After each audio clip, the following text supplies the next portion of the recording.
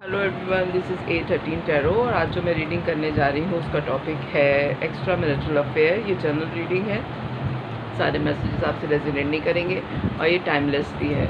मेरी सारी reading timeless है, जिस वक्त आप देखेंगे उस वक्त से ही रेजोनेट करेगी। ओके, अच्छा। और ये जनरल रीडिंग है, इसलिए सारे मैसेजेस आपसे रेजोनेट नहीं करेंगे। जो आपसे रेजोनेट करें प्लीज़ वही लीजिएगा, और जो ना करें उनको ज़बरदस्ती इम्पोज न कीजिएगा। देखिए, ये एनर्जीज़ होती हैं, वक्त के साथ चेंज होती रहती हैं, और जनरल रीडिंग होती है इसलिए बहुत सारे लोगों की एनर्जीज़ एक जगह इकट्ठी हुई भी होती हैं, इसलिए सारे मैसेजेस आपसे रेजोनेट नहीं करते। आदतें भी रेजोनेट नहीं करती क्योंकि बहुत सारे स्टार्स होते हैं। स्टार्स में इसलिए नहीं बताती क्योंकि सन, मून, राइजिंग जो है वो सबका डिफरेंट होता है, और अगर एक पर्सनालिटी के अंदर या एक शख्स के अंदर 9 या 10 जो हैं वो स्टार्स उसकी चार्ट में आ रहे हैं तो सबकी ही आदतें होंगी, यानी कि सारे स्टार्स की थोड़ी थोड़ी आदतें होती हैं लोगों के अंदर ना। तो इसलिए मैं स्टार्स साइंस नहीं बताती हूँ, वरना ये बहुत ही अलग किस्म की टॉपिक हो जाएगा। वो कहते हैं कि नहीं, ये हमारा जो पार्टनर है उसका ये स्टार नहीं है, आप जो हैं दूसरा स्टार बता रही हैं। तो मैं कहती हूँ कि भाई एनर्जीज़ का ही सारा गेम होता है कि आपकी फीलिंग्स क्या हैं। मेन जो टैरो में है वो फीलिंग्स और एनर्जी बेस होती है, मेरा मानना है। अब बाकी लोग जो मानते हैं वो मानते हैं, ठीक है। चलें जी, तो शुरू करते हैं। Extramarital affair, please divine guide कीजिए। Extramarital affair, okay. पहले मैं आपके पार्टनर की लूँगी एनर्जी, उसके बाद मैं आपकी एनर्जी पिक करूँगी। प्लीज़ डिवाइन गाइड करें, एक्स्ट्रा मैरिटल अफेयर में मेरे व्यूवर के पार्टनर की एनर्जी क्या है। प्लीज़ डिवाइन गाइड करें। 6 of cup, page of swords, okay, ace of pentacles, the emperor, page of wands और the hermit, okay. 6 of swords, page of swords, ace of pentacles. अच्छा जी, आपके जो एक्स्ट्रा मैरिटल अफेयर में जो आपके partner हैं उन्होंने सोचा बहुत है कि वो आपसे दूरी इख्तियार कर लें और आपसे दूर चले जाएं। अब आपको कार्ड्स अनशोर नज़र आ रहे होंगे, मैंने अभी देखा, सॉरी, ठीक है। शुरू में ही उनको अंदाज़ा हो गया था कि वो आपके साथ इस रिलेशनशिप में ज़्यादा देर तक नहीं चल सकेंगे। हो सकता है कि आप लोग बहुत अचानक आप लोगों की मुलाकात हुई हो, जिसकी वजह से उनकी दुनिया बहुत ज़्यादा डिस्टर्ब हुई है, और वो अपनी मैरिज लाइफ में खुश तो बिल्कुल भी नहीं हैं। यानी कि अगर देखा जाए तो हो सकता है कि ज़बरदस्ती उनकी शादी जो है उनके फैमिली के प्रेशर की वजह से उनके पार्टनर से की गई है, ठीक है। और वो उस शादी को ज़बरदस्ती खींच रहे हैं, ज़बरदस्ती उसको चला रहे हैं। ना उनको अपने बच्चों से कोई दिलचस्पी है, ना जो है वो अपने पार्टनर से कोई दिलचस्पी है। मेल और फीमेल दोनों में हो सकता है, ठीक है। यानी कि बस वो एक ज़िंदगी की गाड़ी है जिसको वो ज़बरदस्ती खींच रहे हैं, और घर वालों ने ये ज़िम्मेदारी दे दी है उनको कि आपने ही इस मैरिज को चलाना है, और वो इस मैरिज को चला रहे हैं। यानी कि दोनों पार्टनर्स जो हैं वहाँ पे, यानी कि आपके पार्टनर के जो पार्टनर हैं, मेल या फीमेल दोनों हो सकते हैं। अगर वो मेल हैं तो उनकी जो वाइफ हैं, और अगर वो फीमेल हैं तो जो उनके हस्बैंड हैं, वो दोनों इस शादी को कॉम्प्रोमाइज़ करके चला रहे हैं कि शादियाँ ऐसी ही होती हैं। अच्छा, ये मुझे कोई आपका लव अफेयर के बाद, उनकी शादी के बाद का आपका लग रहा है। यानी कि वो हो सकता है कि वो अपने मैरिज से पहले आपसे अफेयर में रहे हों और फिर उनकी शादी हुई हो, जिसकी वजह से उनकी ज़िंदगी अच्छी खासी डिस्टर्ब है। आपसे अफेयर के बाद, लव अफेयर के बाद उन्होंने शादी अपनी फैमिली की मर्ज़ी से कर ली, जो कि बहुत बर्डनाइज़ किया हुआ है उस शादी ने, और आप उनको चेक करते रहते हैं या वो आपको चेक करते रहते हैं। हो सकता है वाइस वर्सा भी हो सकता है कि आपकी शादी ऐसी चल रही है और वो आप पे बहुत चेक एंड बैलेंस रखते हैं और आपको चेक करते रहते हैं कि आपकी ज़िंदगी कैसी गुजर रही है। और उनको जब ये पता चला है, या आपको जब ये पता चला है कि उनकी शादी सिवाय समझौते के और कुछ नहीं है, वहाँ सिर्फ एक गाड़ी खींची जा रही है, ज़िंदगी जी नहीं जा रही, गुजारी जा रही है। ज़िंदगी जीने और गुजारने में बहुत फ़र्क होता है। तो आप आपने उनको एक ऑफ़र दी है अपनी तरफ से, क्योंकि आप लव अफेयर तो आप लोगों का पहले से था, भले उनकी ख़ानदान की मर्ज़ी से या जो भी कॉजेज़ हो उनकी शादी की हो गई, लेकिन आपने उनको एक ऑफ़र की कि ठीक है, ज़िंदगी में उम्मीद आपने उनको दिलाई है कि ठीक है, अगर गलत हो भी गया है, क्योंकि आपने उन पे बहुत नज़र रखी है, आप अभी भी उनको चाहते हैं, ठीक है, तो आपने उनको एक ऑफ़र की कि ठीक है, अगर ज़िंदगी नहीं सही गुज़र रही, वहाँ पे मोहब्बत नहीं है और सिर्फ गुजारी जा रही है ज़िंदगी, तो हम दोबारा से मिलके अपनी ज़िंदगी बेहतर क्यों नहीं कर सकते, ठीक है। ये तो आपके पार्टनर की अभी एनर्जी आ रही है, मैंने आपकी एनर्जी पिक नहीं की, आपके कार्ड्स नहीं निकाले मैंने।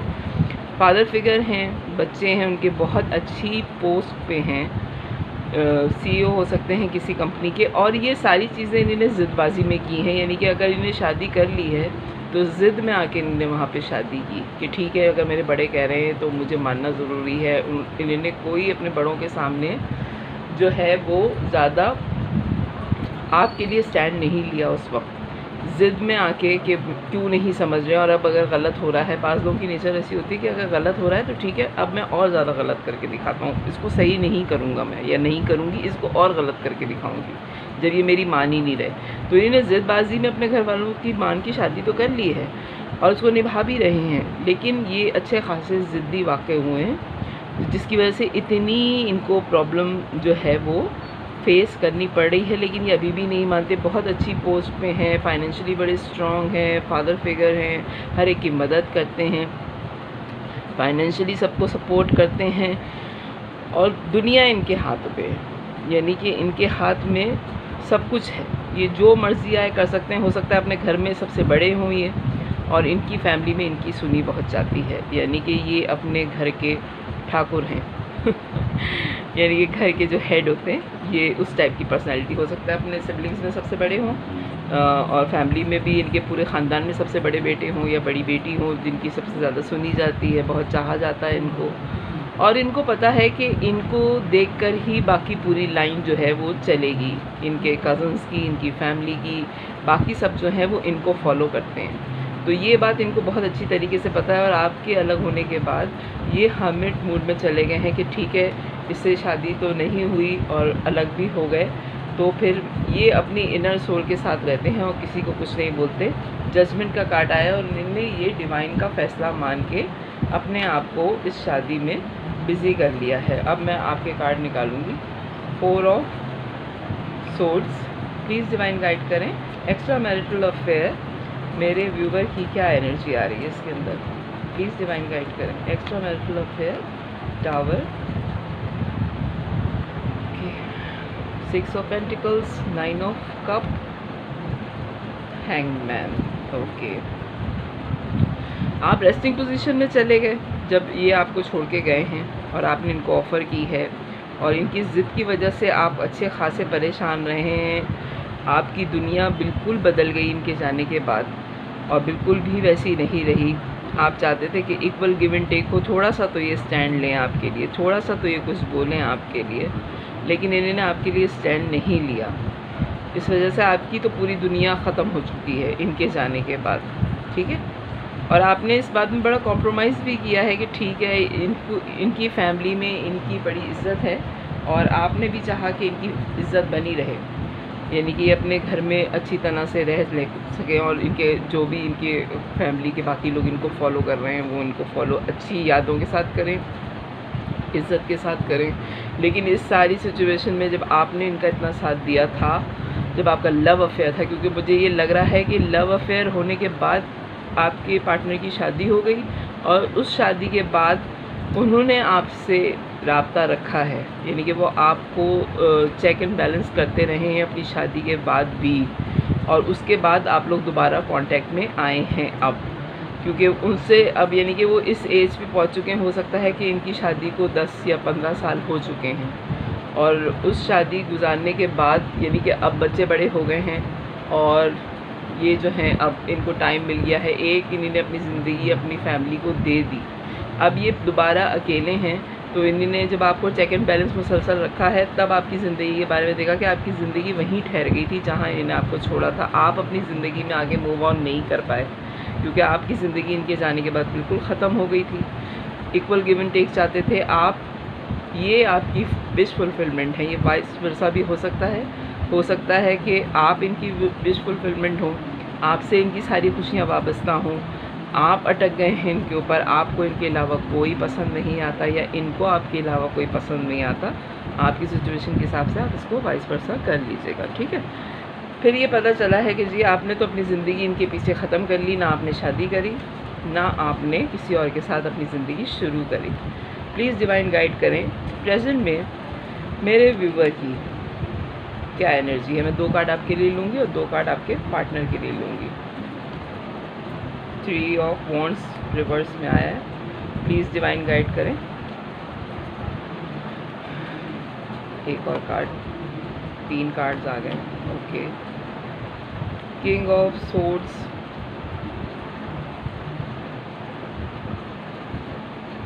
द स्टार और 10 ऑफ सोर्ड्स। ओके जी, आपने बड़ा इंतज़ार किया इनका, आप लेकिन अपनी ज़िंदगी में आगे बढ़ना चाहते थे। आप बहुत ज़्यादा जो है वो आपने क्लियरिटी के साथ अपनी ज़िंदगी गुजारने का सोचा। बहुत हीलिंग आपकी पर्सनैलिटी हो गई जब ये सदमा आपको मिला और आप हर एक की मदद करने लगे, क्योंकि आप इतने दुख उठा चुके हैं। ये आपकी ज़िंदगी में इनका जाना जो है वो, यानी कि आपको बहुत मोहब्बत थी इनसे। जब आपका रिलेशन इनसे ख़त्म हुआ है तब आपकी दुनिया बिल्कुल ख़त्म हो गई, बिल्कुल, यानी कि जैसे कहते हैं ना कि आपको यकीन नहीं था, कि आपको बड़ा यकीन था अपनी मोहब्बत पे, लेकिन जब ये छोड़ के आपको गए हैं तो आप जो है वो अच्छे खासे परेशान हुए कि इस तरह से कैसे हो गया, ठीक है। ये बात आपको काफ़ी परेशान करती है, सही है, ठीक। तो मेरा कैमरा ज़रा ज़्यादा डिस्टर्ब हो रहा है, ठीक है। ओके जी, तो ये थी आपकी पोजीशन कि आपको बहुत दुख मिला, बहुत तकलीफ़ में रहे हैं आप इनके जाने के बाद, लेकिन आपने अपने आप को हील कर लिया। वेट भी बड़ा किया आपने, सारी चीज़ें क्लियर थी आपके जहन में, लेकिन आपने अपने आप को हील कर लिया। इस पेन से आप निकले तो नहीं, लेकिन एक साइकिल आपका कंप्लीट हो गया, लेकिन आप अभी भी बड़े दुखी हैं इनके जाने के बाद। प्लीज़ डिवाइन गाइड करें कि मेरे व्यूवर के पार्टनर की क्या एनर्जी आ रही है इसके अंदर। प्लीज़ डिवाइन गाइड करें। 10 of cups, wheel of Fortune, 2 of, okay, bottom of the deck आया है। 10 of cup, wheel of Fortune, the hermit, 2 of pentacles और बॉटम ऑफ द डेक आया है queen of swords. Counter part हैं आप दोनों एक दूसरे के, जैसे आप हैं बिल्कुल वैसे ही वो हैं जो आप सोचते हैं। हो सकता है आप एक दूसरे को मिरर कर रहे हों, हो सकता है आप सोलमेट हों, या फिर आप सोलमेट हों, ठीक है। आपके साथ उनकी सारी खुशियां हैं। 9 और 10 दोनों आ गए हैं, देखें इसमें आपकी रीडिंग में 9 ऑफ कप पहले आया था और उसके बाद oh my God 9 of cup आया था और उसके बाद 10 ऑफ कप आ गया है, ठीक है। और जो है आप लोगों की रीडिंग में व्हील ऑफ फॉर्च्यून, आप यकीनन किसी मैरिड पर्सन से डील कर रहे हैं और वो जगल कर रहे हैं, यानी कि आपकी सारी खुशियाँ उनके साथ थीं और उनकी सारी खुशियाँ आपके साथ हैं। एक साइकिल आप दोनों का कंप्लीट हो चुका है। जैसे ये आपका कार्ड आया था, कहाँ गया ऊपर,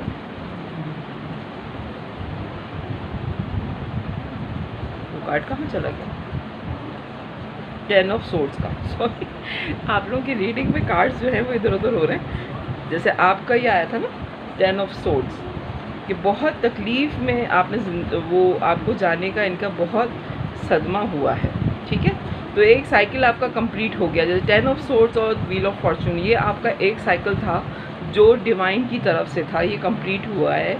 9 ऑफ कप और 10 ऑफ कप, ठीक है। ये दोनों जो है विश फुलफिलमेंट के कार्ड हैं।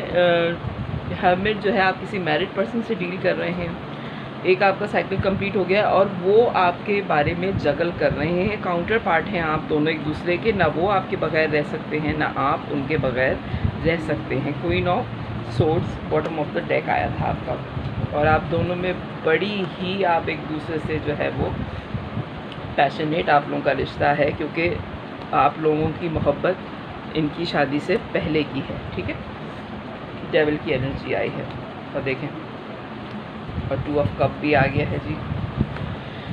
सोलमेट हो सकते हैं आप लोग एक दूसरे के। प्लीज़ डिवाइन गाइड करें कि इस सिचुएशन में मेरे व्यूअर को क्या करना चाहिए। प्लीज़ डिवाइन गाइड करें कि इस सिचुएशन में मेरे व्यूअर के लिए गाइडेंस क्या आ रही है। एक कार्ड मैं आपके लिए लूँगी और एक कार्ड मैं आपके पार्टनर के लिए लूँगी। Page of pentacles, 9 of swords. अब आप देखें, अब आपके कार्ड जो है मुझे दोबारा उसमें खुदाई करनी पड़ेगी। ये 9 ऑफ 10 अभी आपके पास कब आए थे इस आपकी रीडिंग में, और ये 9 ऑफ 10 ये सोर्ड्स आ गए। ठीक है, हो सकता है कि 9 साल हो गए हों, हो सकता है कि 10 साल हो गए हों, हो सकता है कि 19 साल हो गए हों। आपके लव अफेयर को 19 साल गुजर चुके हैं। ठीक है, उसके बाद आप लोग एक दूसरे से दोबारा कांटेक्ट में आए हैं, जब आपने अपनी ज़िंदगी सेटल कर ली है। उसके बाद आप लोगों को ख्याल है कि आपकी ज़िंदगी में जो जो जिम्मेदारियां थी वो आप दोनों ने पूरी कर ली हैं और अब आप फ्री हैं, तो अब आप अपने लिए जीना चाहते हैं।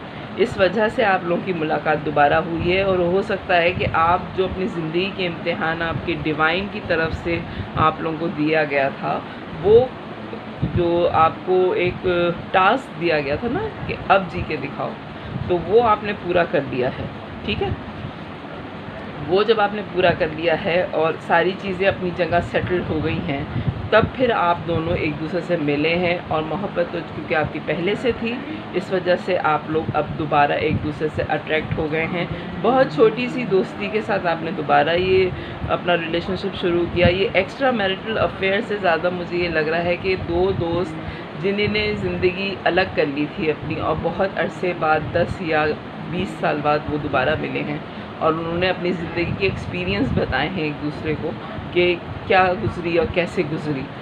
एक शख्स जिसने अपनी ज़िंदगी पूरी मैरिड लाइफ गुजारी, और एक जिसने अपनी मोहब्बत खोने के बाद बिल्कुल अकेले ज़िंदगी गुजारी। उन दोनों ने अपने अपने एक्सपीरियंस जो हैं वो एक दूसरे से शेयर किए हैं। और अब मुझे इस एक्स्ट्रा मैरिटल अफेयर में दोस्ती बहुत अच्छी नज़र आ रही है, बनिस्बत इसके कि ये कोई एक्स्ट्रा मैरिटल अफेयर टाइप की चीज़ होती। प्लीज़ डिवाइन गाइड करें मुझे। मैं लव ऑरिकल से लूँगी क्योंकि इसकी आगे मैं मज़ीद रीडिंग नहीं कर सकती, सॉरी। प्लीज़ डिवाइन गाइड करें कि लव ऑरिकल से एक कार्ड मेरे व्यूअर के लिए और एक कार्ड उनके पार्टनर के लिए।